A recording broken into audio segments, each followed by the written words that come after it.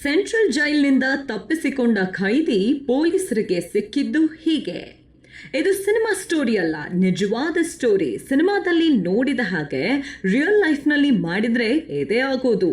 ಕಳ್ಳರು ಚಾಪೆ ಕೆಳಗೆ ನುಗ್ಗಿದ್ರೆ ಪೊಲೀಸರು ರಂಗೋಲಿ ಕೆಳಗೆ ನುಗ್ತಾರೆ ಅನ್ನೋದಕ್ಕೆ ಇದೇ ಪ್ರತ್ಯಕ್ಷ ಸಾಕ್ಷಿ.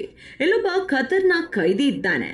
ಈತ ಮಾಡಿರೋ ಕೆಲಸ ಕೇಳಿದ್ರೆ ನೀವೆಲ್ಲ ನಿಜಕ್ಕೂ ಶಾಕ್ ಆಗಿ ಹೋಗ್ತೀರಾ. 2011 ಫೆಬ್ರವರಿ 1ರಂದು ಕೇರಳದಲ್ಲಿ ಸಂಚಲನ ಸೃಷ್ಟಿಸಿದ್ದ ಯುವತಿ 2011 ಫೆಬ್ರವರಿ 1ರಂದು ಕೇರಳದಲ್ಲಿ ಸಂಚಲನ ಸೃಷ್ಟಿಸಿದ್ದ ಯುವತಿ ರೇಪ್ ಅಂಡ್ ಮರ್ಡರ್ ಕೇಸ್ನಲ್ಲಿ ಗೋವಿಂದ ಚಾಮಿ ಅರೆಸ್ಟ್ ಆಗಿದ್ದ. ಎರ್ನಾಕುಲಂನಿಂದ ಶೂರ್ನೂರ್ಗೆ ಹೋಗುತ್ತಿದ್ದ ಪ್ಯಾಸೆಂಜರ್ ರೈಲ್ನಲ್ಲಿ ಪ್ರಯಾಣಿಸುತ್ತಿದ್ದ 23 ವರ್ಷದ ಯುವತಿಯ ಮೇಲೆ ಲೈಂಗಿಕ ದೌರ್ಜನ್ಯ ನಡೆಸಿ ಹತ್ಯೆ ಮಾಡಿದ್ದ. ಈ ಪ್ರಕರಣದಲ್ಲಿ ಆರೋಪಿ ಗೋವಿಂದ ಚಾಮಿಗೆ ಕೋರ್ಟ್ ಜೀವಾವಧಿ ಶಿಕ್ಷೆ ವಿಧಿಸಲಾಗಿತ್ತು.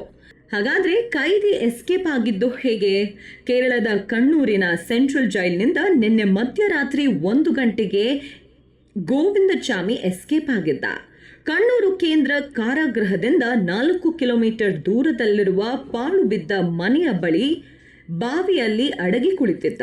ಜೈಲಿನಿಂದ ಎಸ್ಕೇಪ್ ವಿಚಾರ ತಿಳಿದು ಬಂದ ಪೊಲೀಸರು ಡಾಗ್ ಸ್ಕ್ವಾಡ್ ಸುತ್ತಮುತ್ತಲಿನ ಸಿಸಿಟಿವಿ ದೃಶ್ಯ ಆಧರಿಸಿ ಕಾರ್ಯಾಚರಣೆ ನಡೆಸಿದ್ರು. ಇದಾದ ಬಳಿಕ ಬೆಳಿಗ್ಗೆ 10:30 ಸುಮಾರಿಗೆ ಬಾವಿಯಲ್ಲಿ ಅಡಗಿ ಕೂತಿದ್ದ ಗೋವಿಂದ ಚಾಮಿಯನ್ನ ಪತ್ತೆ ಹಚ್ಚಿದ ಪೊಲೀಸರು ಮತ್ತೆ ಲಾಕ್ ಮಾಡಿದ್ದಾರೆ.